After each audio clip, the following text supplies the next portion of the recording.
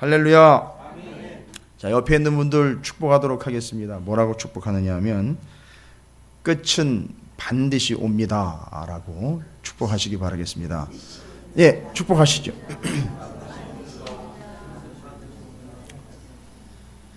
제가 6월 한 달 동안은 이미 수요일과 금요일 우리가 설립 예배를 준비하면서는 매일 모여서 기도회를 했고, 또 이제 그 다음에는 나라와 민족과 민족의 교회와 감리교회와 우리 찾으시는 교회 성도들을 위해서 기도하는 시간을 갖자고 수요일과 금요일을 선포를 제가 했어요. 그래서 이렇게 우리 많은 성도님들이 자리에서 우리 나라와 민족을 위해서 감리교회를 위해서 이 기도의 자리에 함께 하신 거 감사드립니다. 수요일마다 금요일마다 이제 이사야 말씀이 끝나고 미가서 말씀을 통해서 우리가 은혜를 나누고 있는데, 제가 이렇게 의도했던 건 아닙니다. 절대. 여러분 잘 아시죠? 저를. 제가 그렇게 주도 면밀한 인간이 아니에요. 하나님 주시는 대로 은혜되는 대로 제가 순종하며 가는데, 미가서 말씀을 계획했던 게 아닌데 이사야 다음에 미가서를 하게 하셨어요. 그런데 바로 이 미가 말씀이 나라가 망할 때의 나라에 대한 하나님의 선포의 말씀이었기 때문에 정확하게 맞는 말씀이에요. 그렇다고 지난번에도 말씀드렸지만 우리나라가 어려워지게 된 상황 가운데 저희 나라를 제가 시사적으로 평가하는 게 아니라는 걸 여러분이 오해하시면 안 됩니다. 이 메시지 자체가 오히려 미가 같은 경우는 망해가고 있고 국군이 쇠하고 있는 가운데 가서 누가 자기를 때려 죽일 수도 있는 상황인데도 그냥 목에 핏대를 올리면서 하나님의 말씀을 있는 그대로 갖다 전했거든요. 죽을 각오하고 전하는 거죠. 아마도 우리 목사들에게 맡겨진 사명과 성도들에게 맡겨진 사명은 죽을 각오를 하고 죽음을 불사하고서라도 하나님의 뜻이라면 전해야 되겠죠. 왜냐하면 전하지 않다가 더 망하는 게 오히려 더 큰 피해가 될 테니까요. 제가 오늘 새벽에도 약간 얘기 드린 것 같아요. 어제 저녁에 이 성동 장애복지관 그 뒤편에서 큰 화재가 났어요. 건물이 다 전소가 됐는데 순식간이더라고요. 차를 타고 이렇게 오는데 연기가 올라오는 듯 했는데 막 시커먼 연기가 올라오다면 불이 막 올라오는 거예요. 시뻘건 불이 막. 근데 거기서 누가 옆에서 아주머니 하나가 막 죽겠다고 소리를 지르는 거예요. 소리를 막 지르는데 막 누구를 부르는 것 같기도 하고 난리가 났어요. 막 소리를 지르는데 누구 이름을 부르는 것 같아요. 이게 보통 소리가 아니에요. 그냥 마치 자기가 불에 타는 듯한 그런 형상으로 소리를 지르는데 누구 이름을 막 부르는 거예요. 그러니까 감을 챘죠. 순간 저 안에 누가 있나 보다. 거기 아니면 그 뒷집이나 그 옆집이라도 누가 있나 보다. 이 소리를 들으니까 딱 감을 잡는 거예요. 막 나오라고 소리를 지르는 거예요. 막 누구야 나와라 막 소리를 막 지르는데 이거 큰일 났구나. 저 안에 누가 있는 모양이다. 누가 있는 모양이다. 막 펑펑 터지면서 불이 나는데 거기서 그 옆에서 그 집 주인이신 것 같아요. 아주머니가 막 떼굴떼굴 구르면서 소리를 지르는데 빨리 나오라고. 거기서 죽는다. 빨리 나오라고. 근데 불이 이미 다 번져가지고 막 시뻘건 불이 막 올라오는데, 여러분 내버려두면 죽어요. 근데 거기서 사리 분별력을 가지고 이치를 따져가지고 공공법규를 따져가면서 소리를 질러야 될지 말아야 될지 이런 거 생각할 생각 없어요. 살려내야죠. 그 안에 누군가 있다면 빨리 나오라고 당장 들어가서 끄집어라도 내야 되는데 그렇게도 못하면 소리를 박박 질러가면서 소리를 듣고라도 밖으로 나오게 해야죠. 감사한 건 그래도 그 안에 아무도 없었던 것 같아요. 아버지 하나가 막 저쪽에서 막 아들 이름을 부르면서 쫓아오는데 그 옆집이었던 것 같아요. 자전거를 팽개치고 막 뛰어오면서 아들 이름을 막 부르는데 다행히도 아들이 나와 있었어요. 피해 있었어요. 그 아이들을 붙잡고 막 울면서 바닥에서 그냥 아버지가 떼굴떼굴 구르는데 우리에게 저런 마음이 있는가 싶어요.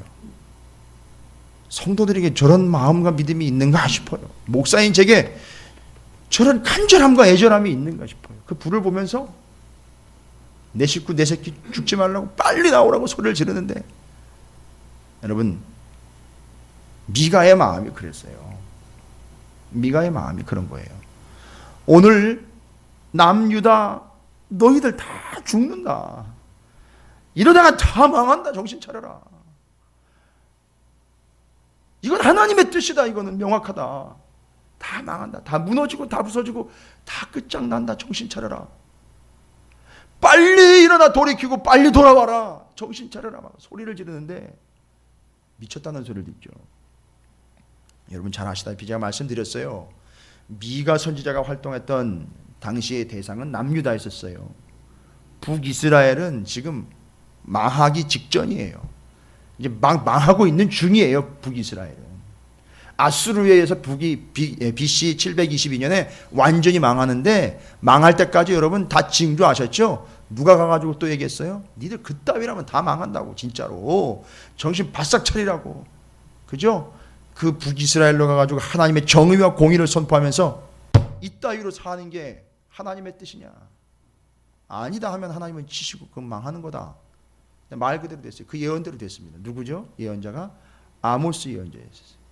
너희들이 하나님의 사랑을 버리고 창녀처럼 하나님 외에 다른 우상을 섬기고 있고 하나님 말고 더 좋아하는 것을 붙잡고 지금 부둥켜 안고 뒤로 돌아가고 있고 앞으로 돌아가고 있는 이 난리 버거진 이 법석이 이 세상이 망할 징조다라고 이야기하는 호세아 선지자가 있었고, 이방의 요나 선지자를 보내 아수르의 수도인 니느웨에 가가지고 아수르가 쳐들어와가지고 북이스라엘 죽이겠다고 달리는데도 그 죽이겠다고 덤비는 그 나라에게도 가서 복음을 전하고 있는 요나 선지자를 통해서 하나님은 딱 한 가지 얘기하는 거예요. 아수르가 됐든 이스라엘이 됐든 유다가 됐든 찾으시는 교회가 됐든 성도구가 됐든 서울이 됐든 대한민국이 됐든 전 세계 어느 나라가 됐든 단 하나라도 더 살리기를 원한다는 게 하나님의 마음이라는 거죠. 그 마음을 아느냐는 거예요.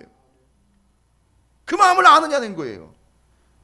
선지자로 부름받은 사람이나 똑바로 하면 되지, 목사로 부른 사람이나 설교다 똑바로 하면 되지, 이런 얘기가 아니고요. 이런 차원을 넘어서 우리 먼저 구원함에 대한 확신이 있는 우리가 그 불구덩이 속이라도 뛰어들어가지고 내 가족 새끼 내 새끼 붙잡아 내겠다라는 그런 마음으로 선포하고 있느냐 이 얘기예요. 그걸 이야기하고 있습니다. 그래서 미가 선지자는 이사야의 후배예요. 뒤이어 남유다의 하나님의 준엄한 심판의 메시지를 전하고 있고요. 이사야가 이미 하나님의 말씀을 이사야서를 선포했을 때 같이 사역을 했던 사람이에요. 그러니까 이사야가 이야기한 예수 그리스도를 통한 온전한 구원도 다 알고 있는 거고요.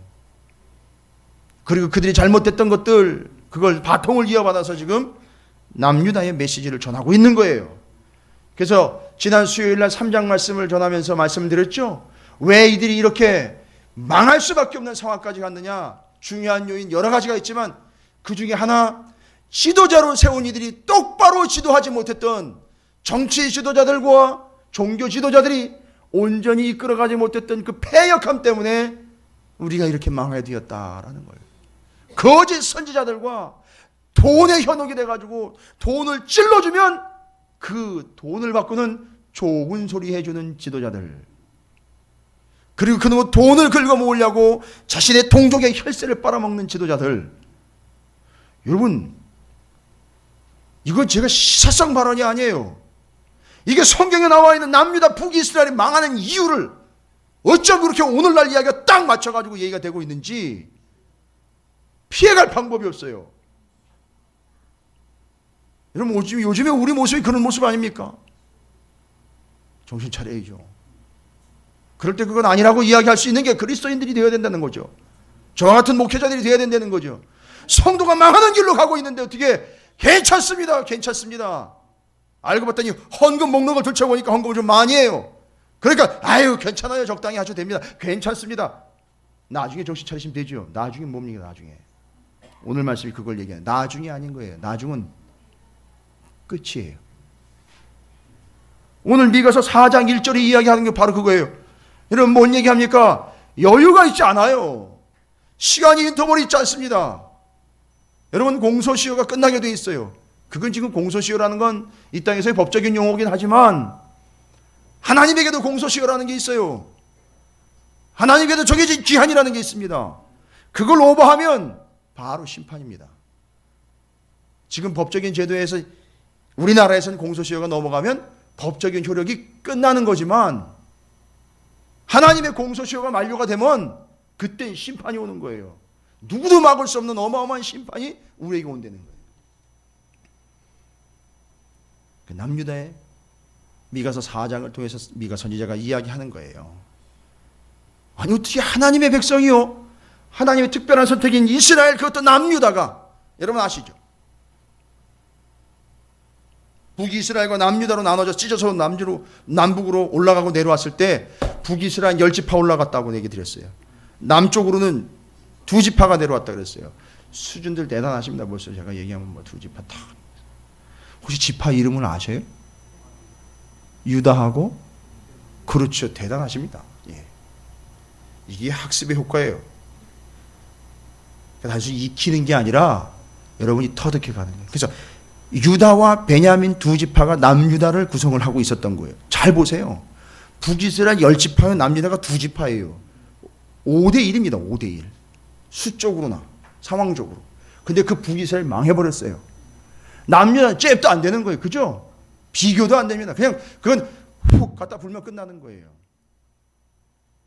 근데 하는 모양새를 보니까 당연하겠죠. 북이스라엘 세요. 잘 살아요. 그러니까 남유다가요, 뭘 폼새를 본받았느냐 하면 북이스라엘 하는 짓을 본받았어요. 여러분 약간 오해를 하실 수도 있는데, 남유다가 선택됐긴 했지만 북이스라엘보다 좀 오래 갔긴 했지만요, 잘 살고 힘쓰는 건 북이스라엘이 더 잘 살았고요, 더 힘이 셌어요. 그래서 남유다는 힘도 못 썼어요. 북이스라엘이 늘 이야기하면 거기서 예 알겠습니다 이렇게 가서 손을 조아려야 되는 입장이에요. 와 이러면 가야 되고, 그러면 가야 되는 입장이었다고요. 북이스라엘에 의한 남유다가. 근데 그 남유다도 여전히 멸망의 조건들을 가지고 있다는 거예요. 아니 보고 배우는 게 맨 그따위예요. 주변에 있는 것들을 다 보고 배우는 게 그런 것들만 보고 배우는 거예요. 우상 숭배에 부패와 패역함, 돈 있고 힘 있는 놈들은 없고 부족한 사람들을 갖다가 갈취를 하고 착취를 하고 못 살게 굴고, 지도자들이라고 세워놨는데 종교 지도자들은 지난번에도 말씀드렸죠. 이빨 사이에 뭐가 끼어 있으면요, 고기가 끼어 있으면 좋은 얘기를 해줘요. 뭔 얘기예요? 좋은 물건 갖다가 찔러주면 좋은 얘기 해주는 거예요. 거짓 예언해주고. 정치 지도자들은 백성들의 혈세를 빨아먹기에 급급해가지고 자기 백성을 어떻게 한다 그랬어요? 제가 그래서 뭐 비유 드렸죠? 그냥 자기 백성들 뼈를 꺾고 잘라가지고 우선 냄비에다가 넣어가지고 쪄먹는 것처럼 그렇게 자기 백성들을 못 살게 굴고 힘들게 해가지고 거기서 나온 것들을 지가 챙기고 있어요. 뭐 끓이듯이, 감자탕 끓이듯이. 이게 그 나라의 현실이었다는 거죠. 여러분, 이건 누가 봐도 망할 수밖에 없는 상황이에요. 이건 남의 얘기라고 넘어갈 게 아니고 성경의 옛날 얘기라고 넘어갈 게 아니라 이 말씀을 이렇게 기록을 해가지고 우리가 읽고 있는 이유는 뭐냐 하면 너희가 살고 있는 그 시대에 이 말씀을 냉정하고 정확하게 적용을 하라는 거예요. 비추어 보라는 거예요. 그래서 우리가 나라와 민족을 위하여 기도한다 할 때 그냥 막연하게 잘 먹고 잘 사는 나라 되게 해달라고 그렇게 기도하는 게 아니라, 우리나라도 그런 부분이 있다면 하나님 용서해달라고 기도해야 돼요. 바닥을 기면서 대굴대굴 구르면서 기도해야 되는 거예요. 정치 지도자들과 종교 지도자들이 바로 서게 해달라고 기도해야 된다는 거예요. 그래서 주신 바 기도 제목은 2가지예요. 정치 지도자들과 종교 지도자들이 바로 세워지게 해달라고 그걸 기도해야 되는 거예요. 이 미가서를 통해서 얻은 기도의 제목이에요. 그래서 수요일날 우리가 기도했잖아요. 오늘은 더 냉정하게 이야기합니다. 미가 선지자가 뭐라고 얘기합니까? 1절부터 또 얘기하는 거예요. 분위기 여러분 이제 파악하셨죠? 이게 그 당시 남유다의 분위기예요. 그 남유다의 그 험악한 분위기, 이제는 멸망 직전의 분위기에 미가가 가가지고 또 얘기를 하는 거예요. 4장 1절입니다. 함께 다시 한번 읽어보도록 하겠습니다. 시작. 끝날에 이르는 여호와의 전에 산이 산들의 꼭대기에 굳게 서며 작은 산들 위에 뛰어나고 민족들이 그리로 몰려갈 것이라. 뭔 얘기일까요? 도대체 이게 참 감이 안 잡히는데 어려운 얘기가 아니고요. 끝날에 이르러는 뭔 얘기예요? 지금 끝날에 이르러, 그러니까 시작이 있다는 얘기겠죠. 또 끝이 있다는 얘기죠. 그래서 지금 누가 얘기하는 거죠? 이거는 하나님이 이사야에게 얘기하신 거예요. 그러니까 하나님 뭐라는 얘기예요? 하나님이 끝이 있다는 얘기예요. 그러니까 하나님이 지금 시작과 끝을 주관하고 계시는 거예요. 까불지 마. 네가 아무리 70, 80, 길어야 100년 인생 산다고 그러는데 너희들이 어찌 좌우하고, 나라의 운명이 몇백 년 간다고, 왕조 500년이라고 그러는데 역사를 북이스라엘 남유다 합쳐가지고 한 500년 돼요. 그 500년, 그 기이케야 500년 역사를 너희들이 어떻게 할 것 같이 착각을 하는데 웃기지 마. 뭐라고 얘기하시는 거죠? 끝날에 이르러는 뭔 얘기입니까? 이거는 그냥 하는 얘기가 아니라 반드시 끝이 온다는 얘기예요. 여러분, 끝날에 이르러는 반드시 끝이 온다는 거예요. 왜요? 그 처음과 끝을 사람이 조절하거나 컨트롤하는 게 아니라 누가 주관을 하기 때문에요. 하나님이 주관하기 때문에 반드시 끝이 온다는 거예요. 요한계시록에 나와 있잖아요. 하나님은 알파와 오메가라 그랬어요. 시작과 끝이고 처음과 나중인 거예요. 하나님. 그래서 하나님은 그 끝을 분명히 주관하시는 분이에요. 시작도 마찬가지지만. 그러니까 기억하라는 거예요. 하나님은 그걸 주관하시는데 우리는 어떻게 돼요? 반드시 끝이 오게 되어 있다는 거예요. 여러분, 그 끝을 잘 준비하셔야 돼요. 정말 그 끝날에, 잘 보세요. 그 끝날에 인생 끝나는 영혼들이 있고요. 그 끝날에 인생이 끝내주는 영혼들이 있단 말이에요. 아십니까? 확실히 두 부류로 나뉜다니까요. 진짜 끝날에 인생 종치는 영혼들이 있고요. 진짜 거기서 끝나는 사람이 있고요. 진짜 끝날인 줄 알았는데 와, 끝내주는 인생을 살게 되는 사람들이 있더라는 거예요. 그때 여러분을 담임 목사로서 축복합니다. 끝은 반드시 오는데 그 끝날에 여러분의 인생이 정말 끝내주는 인생 되시기를 주님의 이름으로 축원합니다. 여러분 옆에 누구 축복하십시오. 뭐라고 축복해요? 당신 끝내주십니다. 진짜.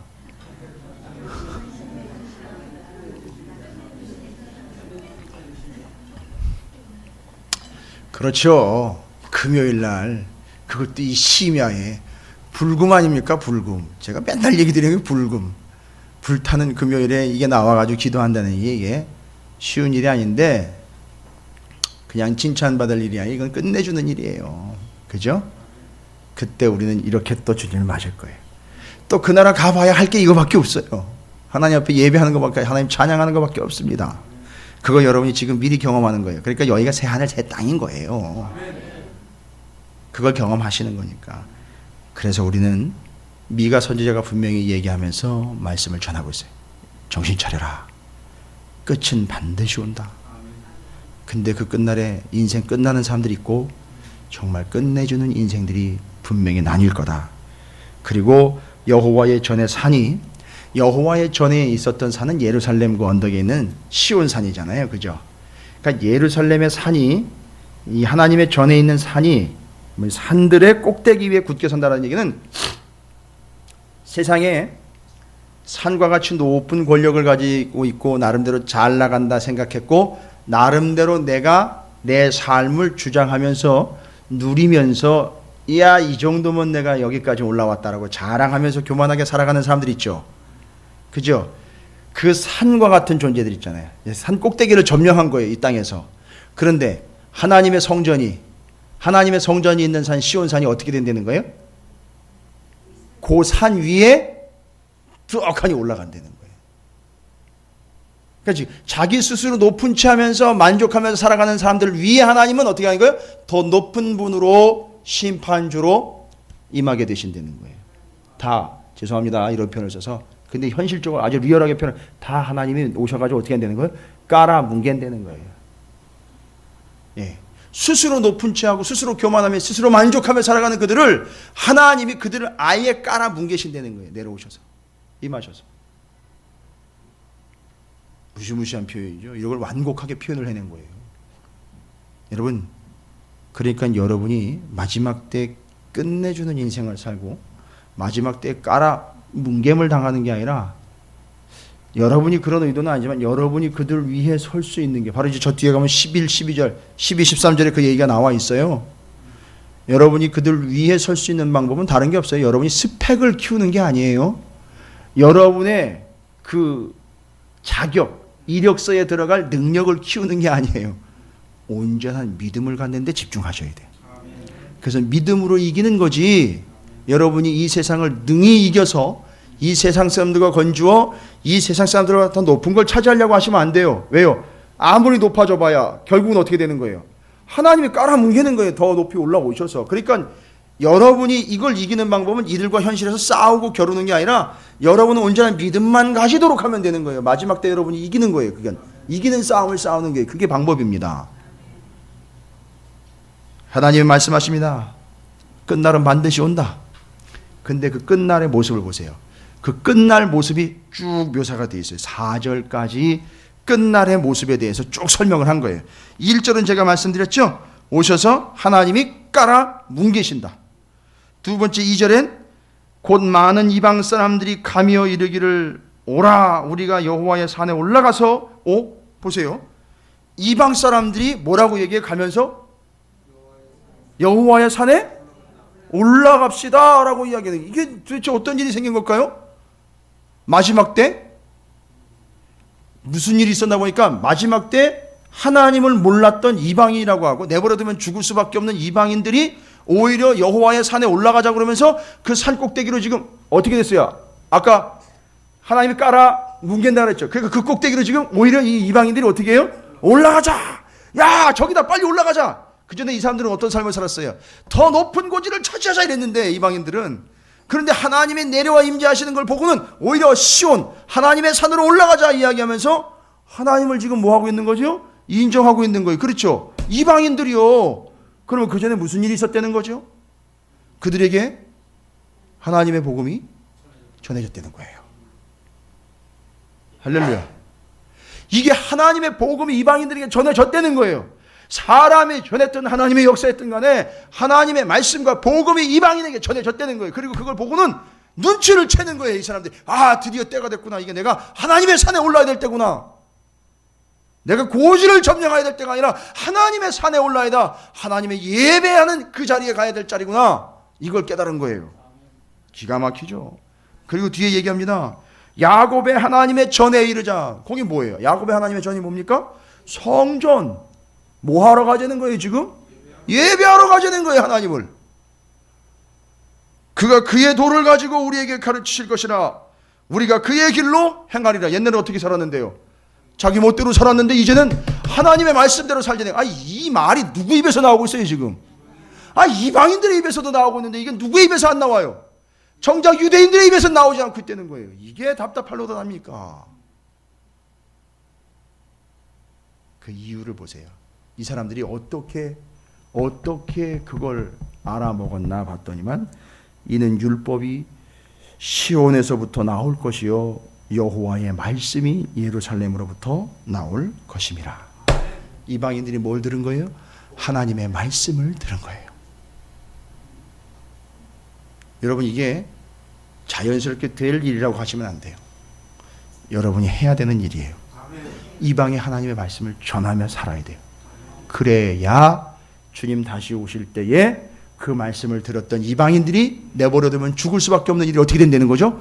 하나님께로 돌아오게 된다는 거예요. 그러면요 뭐예요? 우리는 뭐 해야 되는 거예요? 우리는 이미 먼저 구원의 확증을 가진 자들로서 하나님의 말씀에 온전히 서 있는 자가 되어 그 말씀이 복음으로 죽어져가는 이들에게 선포되고 전파되고 나아가 전하고 나누어져야지. 그들이 마지막 때 심판의 때 어떻게 한다는 거예요? 야 여호와의 산에 올라가자. 하나님을 예배하러 가자. 구원받으러 가자. 이렇게 죽을 줄 알았는데 그 사람들이 그 말씀을 듣고 복음을 들은 사람들이 다 몰려온다는 거예요. 마지막 때 하나님께로. 그러니까 우리는 이 사실을 아는 바 하나님의 말씀에 온전히 충만한 바 되어 그 말씀을 전하며 사는 인생이 돼야 된다는 거예요. 마지막 때를 준비하면서. 끝은 온다니까요. 성도가 해야 될 일은 뭐냐? 하나님의 말씀을 받고 그 말씀을 온전히 전하며 사는 삶을 살아가야 된다는 거예요. 그러면 마지막 때 그 사람들이 돌아온다고요. 그래서 마지막 때에는 하나님의 말씀이 맞았습니다 라고 하나님의 말씀이 인정받게 된다는 거예요. 그게 2절 말씀. 3절에 또 마지막 때의 모습이 기록이 되어 있어요. 3절에 그가 많은 민족들 사이에 이를. 그렇죠. 지금 여러 민족들이 대상이 되겠죠. 온 세계 이제 열방에 있는 모든 민족들이 다 어떻게 되는 거죠? 뭐의 대상이 되는 거죠? 심판의 대상이 되는 거. 먼 곳 강한 이방 사람을 자기네 힘을 의지했던 지가 스스로 강력하다라고 교만하며 자만하며 자기 힘을 믿었던 그들도 하나님에게 의해서 뭐 해야 되는 거예요? 심판받게 되는 거예요. 무리가 그 칼을 쳐서 보습을 만들고 이게 아주 재미있는 표현이에요. 칼을 쳐서 보습을 만들고 창을 쳐서 낫을 만들 것이며. 보십시오.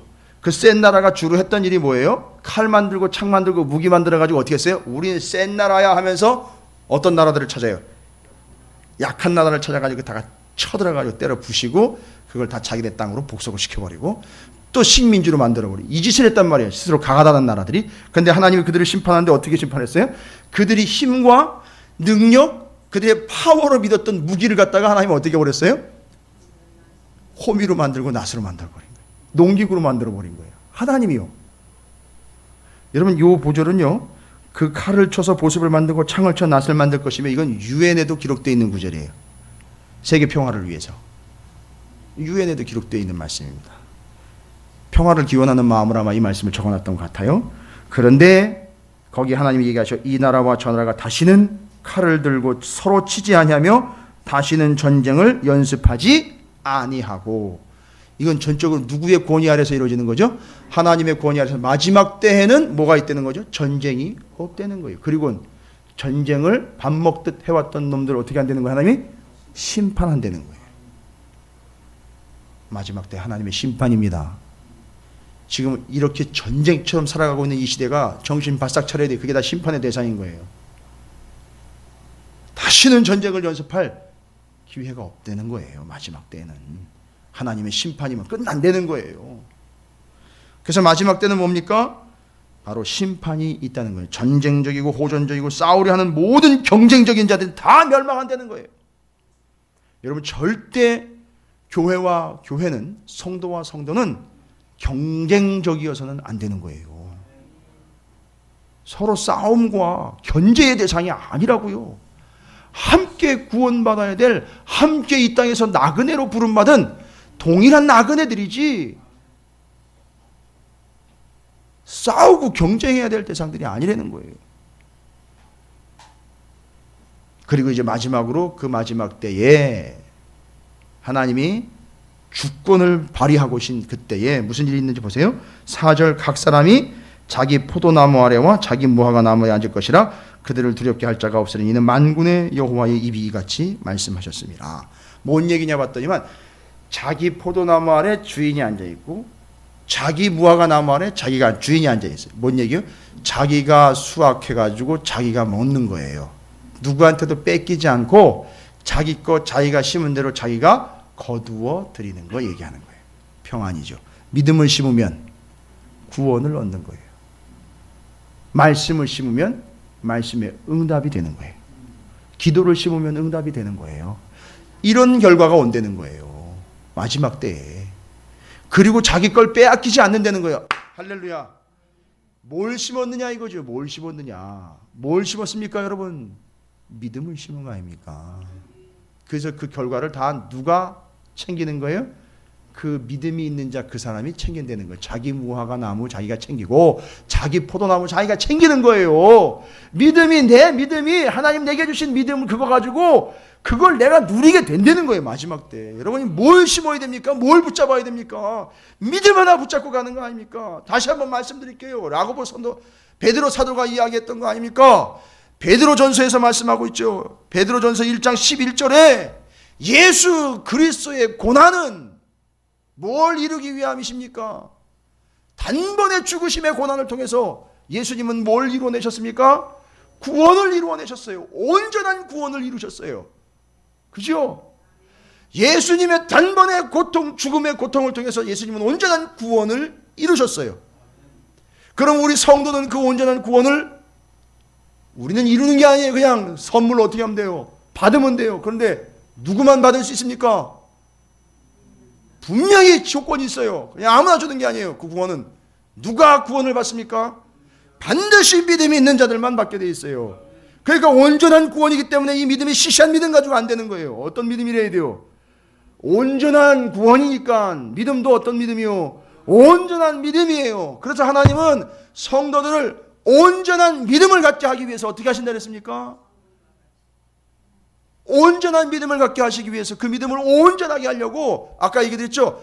온전한 구원을 이루게 하시기 위하여 단번에 고난으로 완성. 끝. 그 다음에 성도들에게는 온전한 믿음으로 구원 얻게 하기 위해서 그 온전한 믿음, 정금과 같은 믿음, 순결한 믿음 만들어내려고 어떻게 하신다 그랬어요? 야고보 사도와 베드로 사도가 다 얘기한 거예요. 사람들에게 고난을 주셔서 고난을 통하여 온전한 믿음을 갖게 해 그 믿음으로 구원 얻게 한다는 거예요. 할렐루야. 지금도 많은 성도들과 잘못 가르침을 받은 백성들이 어떻게 하면 고난을 피할 수 있는가를 알려주는 교회를 찾아다니고 있어요. 어떻게 하면 고난을 잘 이겨내는 것을 가르쳐주는 세미나를 찾아다니고 있어요. 어떻게 하면 효과적으로 이 고난을 넘겨볼까, 모면할까, 아니면 피해갈까를 알려줄 수 있는 기가 막힌 방법을 가지고 있는 목회자들 찾아다니고 있어요. No! 절대 아니에요. 그런 건 다 사기고 거짓말이에요. 고난은 피해가는 게 아니에요. 고난은 당하는 거예요. 알고 봤더니 그 고난이 믿음 때문에 당하는 고난이라면 그 고난 때문에 그 사람의 믿음은 어떻게 되는 거죠? 온전하게 되는 거예요. 결국 보니까 온전한 믿음 때문에 어떤 구원을 얻습니까? 온전한 믿음을 얻는 거예요. 그래서 믿음 때문에 당하는 시련과 고난, 야고보서 1장 4절이죠. 그 고난과 시련과 아픔과 환난의 때에 뭐를 온전히 이루라? 인내를 온전히 이루라. 그냥 이를 악물고 참아내는 게 아니라 인내를 어떻게 하라? 효과 있게 해라. 어떻게 효과 있게 합니까? 그 고난의 때에. 이게 다 연결되는 거 아시죠? 고난을 통한 온전한 구원, 고난을 통한 성도들 얘기입니다. 성도들은 고난을 통하여 온전한 믿음, 그 믿음을 온전한 구원을 얻는데 전체적인 조건이 되죠. 그래서 그 고난의 때에 인내를 온전히 또 이루래요. 그러면 온전한 믿음을 갖게 되겠죠. 그럼 인내를 온전히 이룬다는 본 뜻은 인내를 효과 있게 하라는 거예요. 그냥 이를 악물고 참아내는 게 아니라 그 인내를 효과 있게 하라는 거죠. 그때 그 인내를 효과 있게 하려면 제가 말씀드린 거예요. 누누이 말씀드린 거예요. 그 고난의 때에 힘들 때에 떼굴떼굴 굴러야 될 때에 뭘 붙잡고 구르느냐가 문제인 거예요. 여전히 돈을 붙잡고 구르고 있느냐, 여전히 세상적인 권력을 붙잡고 구르고 있느냐, 세상적인 것들을 붙잡고 구르고 있느냐. 아니요. 고난을 인내를 효과 있게 하려면 뭘 붙잡고 굴러야 되는 거죠? 하나님의 말씀을 붙잡고 떼굴떼굴 굴르는 거예요. 그 결과가 어떻게 된다고요? 인내가 효과 있게 되는 거예요. 그리고 그 인내가 효과 있게 되면 온전한 믿음을 갖게 되는 거죠. 온전한 믿음은 결국 온전한 구원을 받게 되는 거예요. 여러분, 오늘도 그 얘기 미가가 적고 있어요. 뒤에다가 다 적고 있습니다. 기가 막혀요. 여러분, 1절부터 4절까지 끝날은 반드시 온다고 말씀하시면서 그 끝날의 모습을 이렇게 쭉 스펙트럼처럼 보여주셨죠? 끝날엔 이런 일이 있고 이런 일이 있고. 5절 말씀을 보세요. 현실로 돌아와요. 현실로 돌아옵니다. 끝날엔 이런 일이 있을 거라고 얘기해놓고는 지금 엉망인 현실로 들어왔어요. 자, 이제 그런 마지막 때 끝날을 딱 보여주시고는 확인한 결과 5절에 뭐라고 얘기합니까? 이렇게 얘기하죠. 함께 읽어보겠습니다. 시작. 만민이 각각 자기의 신의 이름을 의지하여 행하되 오직 우리는 우리 하나님 여호와의 이름을 의지하여 영원히 행하리로다. 할렐루야. 그러니까 끝날에 있을 이야기를 쭉 들어놓고는 끝날에 이런 일이 있고 이런 일이 있고 이런 일이 있고 딱 확인하고 난 다음에 다시 현실로 돌아왔는데 현실이 엉망이죠. 말 안 듣죠? 자기 멋대로죠. 지금 예배 엉망됐죠? 뭐 지도자들이면 다 엉망진창이죠? 자, 이 상황에서 해법이 나왔어요. 반드시 끝은 오고 끝날에 이런 일들이 일어날 테니까 그걸 안다면, 그걸 지금 우리가 확인했다면 답은 하나예요. 어떻게 하려는 거죠? 우리 하나님 여호와의 이름을 의지하는데 영원히 의지하여 어떻게 하려는 거죠? 그 하나님의 뜻대로 행하면 된다는 거예요. 그걸 깨달은 거예요. 마지막 때 모습을 보여주고는 이렇게 해라 저렇게 해라 누가 알려준 게 아닌데, 이야, 마지막 때 그 모습을 보니까 이건 답이 다 나오는 거예요.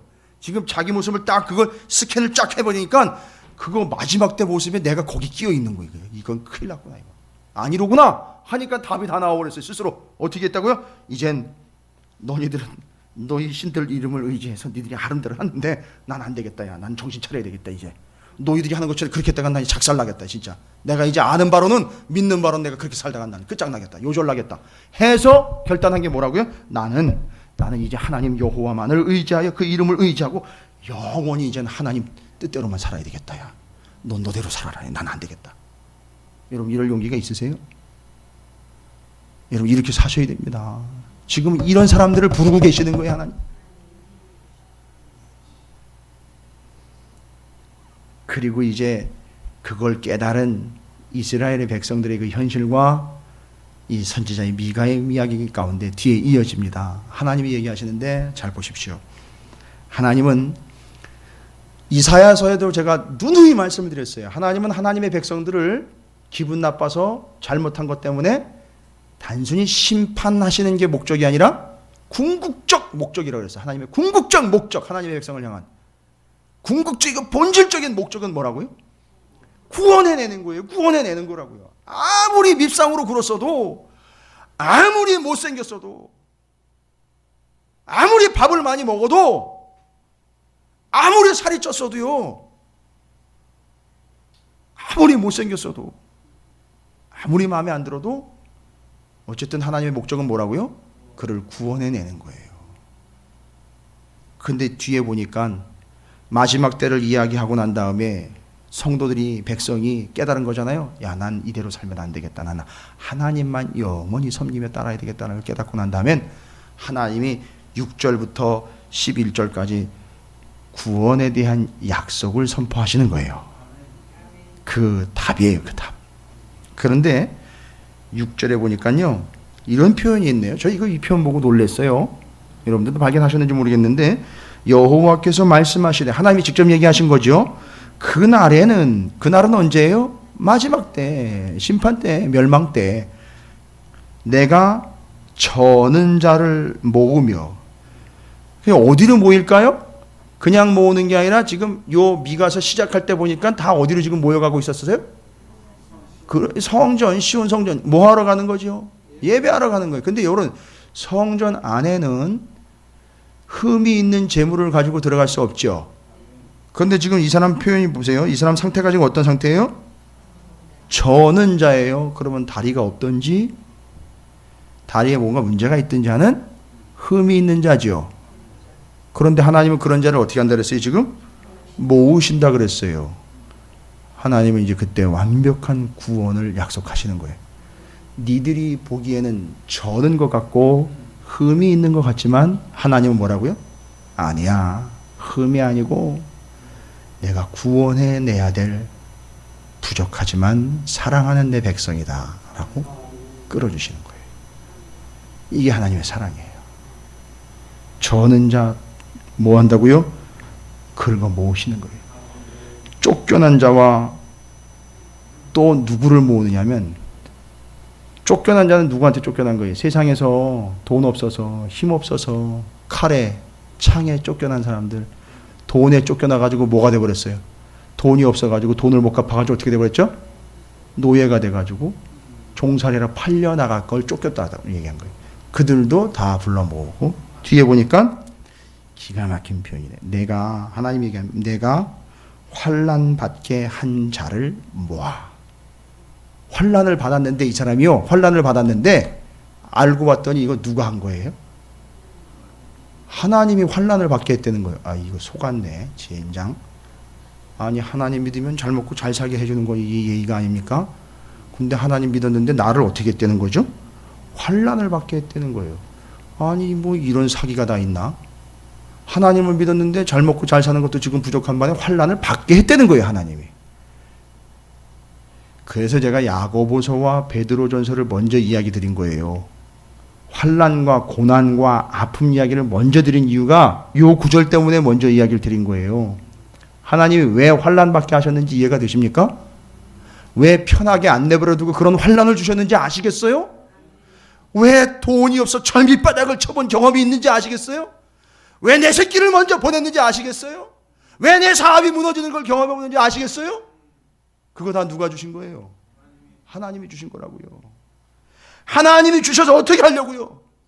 나중에는 결국 그를 내가 모으려고요. 내가 불러 모아서 온전한 믿음 그거 갖게 해서 불러 모아가지고 어떻게 하려고요? 구원받게 하려고요.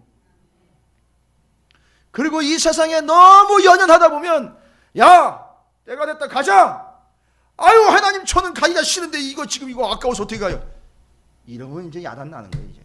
이러면 이제 절단 나는 거예요. 그러니까 어떻게 하시는 거예요? 고난과 환난을 통해서 하나님, 이 땅에서 당할 만큼 다 당했네요. 저는 이제 이 땅에 후회도 없고 이 땅에 연연함도 없습니다. 가시죠.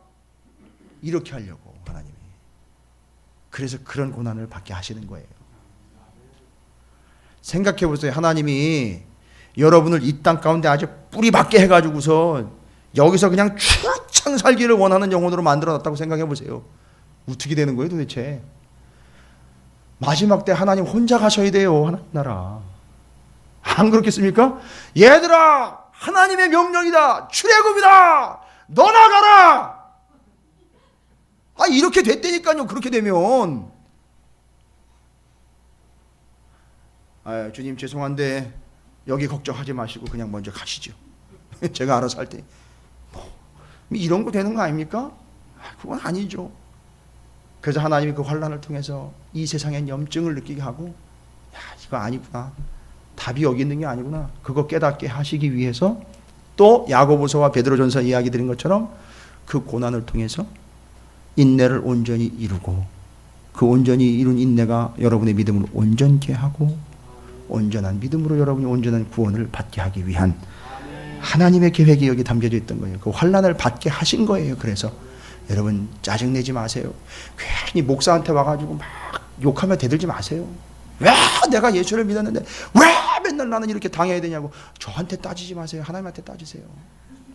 저는 그냥 사실을 지금 얘기 드리는 거예요. 그러니까 환난을 받게 했대요 하나님이.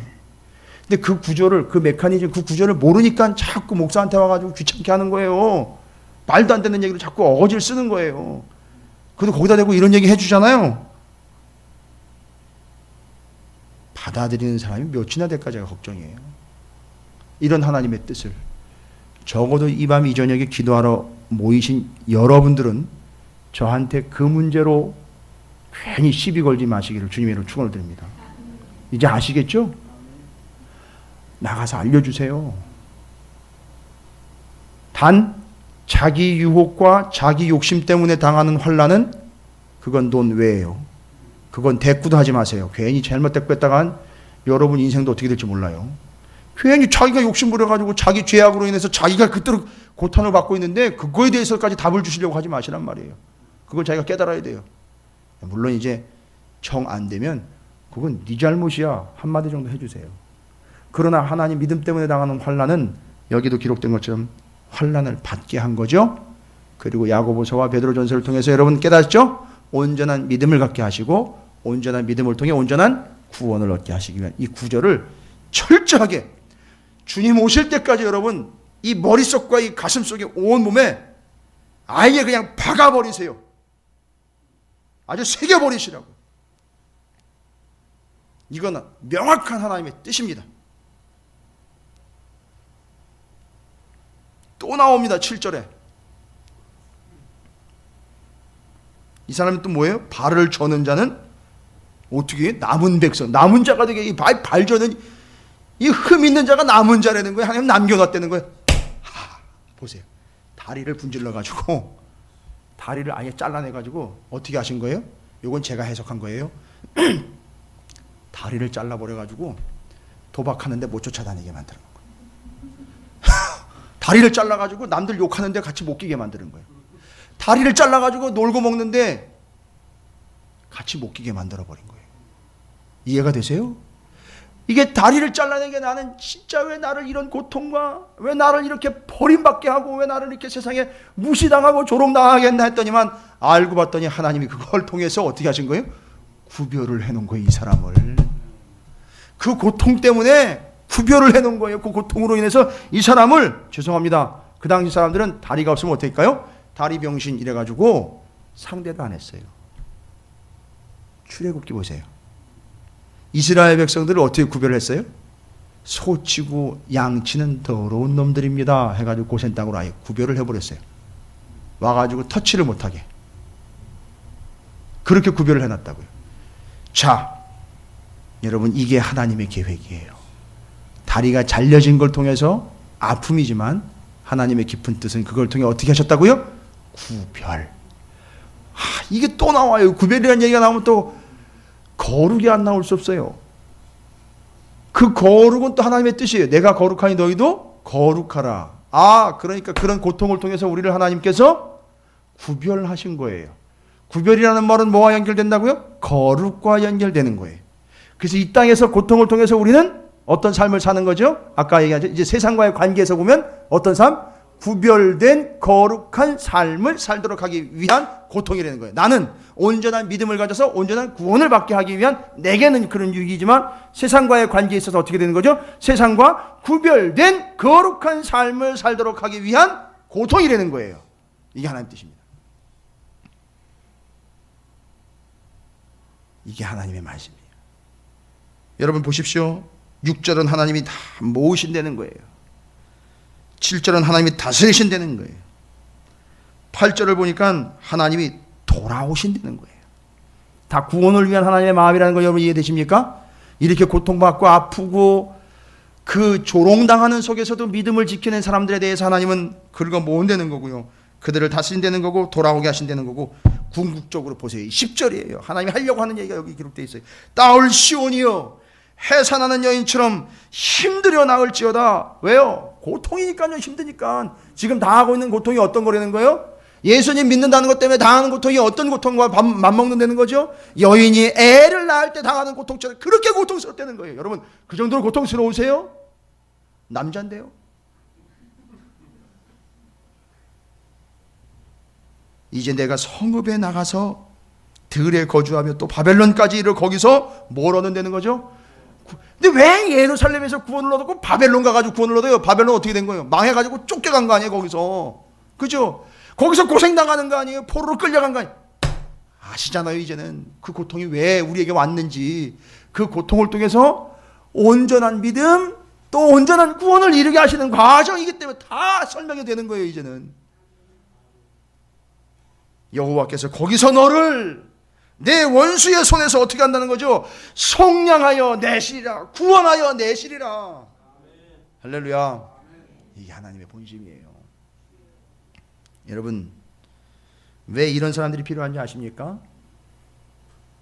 당연히 이런 사람들이 있어야 이 세상이 정리가 돼버려요. 어떻게 정리되는지 잘 보세요. 12절 13절이에요. 여러분 제가 예전에도 말씀드렸어요. 여러분이 부자로 사는 비결 말씀드렸어요.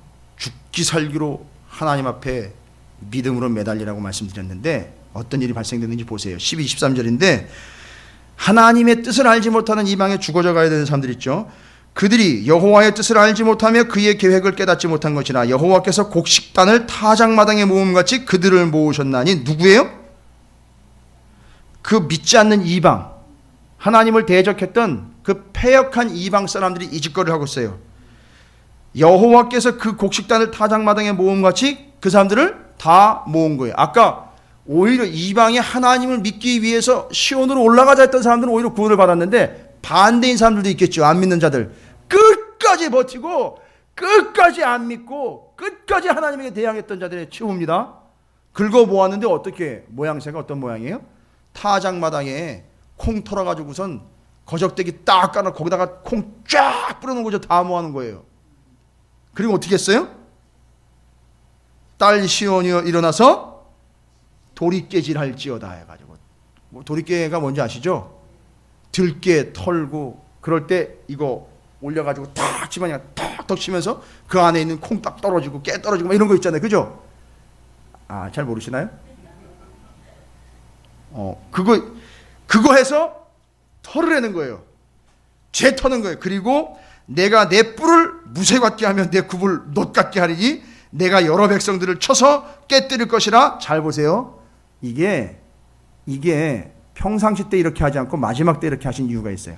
보시면 아시겠지만 내가 그들의 탈취물을 구별하여 여호와께 드리며 그들의 재물을 온 땅에 주께 돌리라. 이 인간들이 죄송합니다. 그건 그 인간들이라고 표현을 해도 돼요. 하나님을 배역하고 배신하고 아예 하나님 받아들이지 않고 하나님 믿는 사람들 오히려 조롱하면서 지들 멋대로 살아왔고 이게 최고야 하면서 돈 긁어 모으고 뭐 권력 긁어 모으고 이 땅에서 부와 어마어마한 권력과 엄청난 재산을 잔뜩 쌓아가지고 막 그거 누리고 있었던 자들 있죠. 마지막에 그들이 어떻게 된다는 거죠? 돌이깨질 당한다는 거잖아요. 누구에 의해서요? 믿는 자들의 구원받을 자들에 의해서. 이게 지금 자기네 긁어 모은 이 재산과 이 모든 자기네 능력껏 긁어 모았다라고 이야기했던 그 모든 게 알고 봤더니만 자기가 어리석게 자기 삶을 위해서 쓸 수 있을 만큼 자기 자산이라고 착각을 했는데 믿는 자들을 통해서 그걸 어떻게 해버린 거예요? 하나님이 회수를 해버린 거예요. 그래가지고 믿는 사람들은 제대로 된 믿음을 가지고 있으니까 그걸 가져도 이 사람들은 어떻게 해요? 오, 이거 웬 떡이야?가 아니라 이걸 어떻게 한다는 거죠? 하나님께 올려 드린다는 거예요. 할렐루야. 온전한 믿음을 가진 자들을 통해서 잘못된 그 재산들과 모든 이 부귀영화를 빼앗아서 믿는 자들이 하나님께 올려 드리게 구조를 만들어 놨다는 거예요. 여러분, 재산을 지키는 게 아니라 믿음을 지키시는 게 정답이에요. 마지막 때는 여러분들이 이제 그 역할을 해야 된다니까요. 그 허망한 재산들을 여러분이 다 그걸 모으셔서 하나님께 다 제물로 올려드린다니까요. 거기서 만약에 아간처럼 그럴 리도 없겠지만 아간처럼 이게 웬 떡이냐 해가지고 빼돌리는 인간들이 끝나는 거고요. 야, 이거는 내 거가 아니라 하나님 거로구나 해서 다 하나님께 올려드리는 거예요. 그러니까 하나님이요, 정말 수단이 대단하신 분이에요. 절대 하나님 손해 안 보십니다. 그리고 하나님 제대로 믿는 사람들은 절대 손해 보지 않게 하셔요. 걱정하지 마시라고요. 하나님 절대 손해 안 보십니다. 하나님 온전히 믿는 사람들 손해 보게 안 하세요. 지금 보세요. 마지막 때 하나님한테 내가 그 뭐 11조는 뭔 놈의 11조에 감사는 뭔 감사해, 교회 갔다가 바치니 내가 그냥 지나가는 거지한테 주겠다 이렇게 얘기하는 사람들 많아요. 요즘에. 그죠? 뭐 어디 사회단체에다 갖다 주겠다는 사람들 많아요. 하나님 그거 싹 나중에는 제대로 믿는 사람한테 그거 다 돌려가지고 그걸 하나님을 섬기는 일에 사용한다는 얘기예요. 정신 차려야 돼요. 지금 이 세상이 어떻게 돌아가고 있는지 정확하게 우린 매의 눈으로 보셔야 되는 거예요. 믿음을 가진 이들은 정확하게 간파를 해내셔야 되는 겁니다. 여러분이 재산을 지키는데 혈안이 되는 게 아니라 믿음을 지키는데 혈안이 되어 있으면 나중에 여러분에게 그걸 맡겨주신단 말이에요. 그리고 그걸 하나님께 올려드리면 되는 거예요. 그럼 여러분이 이걸 관리하는 자가 되는 거죠. 할렐루야. 이게 마지막 때 우리의 모습이에요. 그래서 저는 여러분들 보고 부자 되라는 얘기 안 해요. 부자 될 거라고 그렇게 그냥 축복합니다. 근데 그 부자들은 자기 배 부리는데 쓰는 부자들이 아니라 하나님의 전을 채우는데 쓰는 부자들이 된다는 거죠. 하나님이 거기까지 계획을 하고 계시는 거예요. 할렐루야. 여러분, 우리 나라와 민족을 위해서 오늘 말씀을 좀 기억하시면서 여러분의 믿음을 온전히 지켜내는 일에 좀 애쓰시고 힘쓰셨으면 좋겠어요. 절대 흔들리지 마시고 나라와 민족을 위해서 기도하시면 여러분의 믿음이 곧 이기는 거예요. 그 믿음을 지켜내는 일에 믿음의 정의 군사가 되어서 흔들리지 마시고 오늘 미가 선지자가 이야기한 것처럼 하나님의 마음을 온전히 깨달아 미가서 4장 5절 우리 하나님 여호와의 이름을 의지하여 영원히 행하리로다 라는 신앙 고백이 여러분의 고백이 되시기를 주님의 이름으로 축원을 드립니다.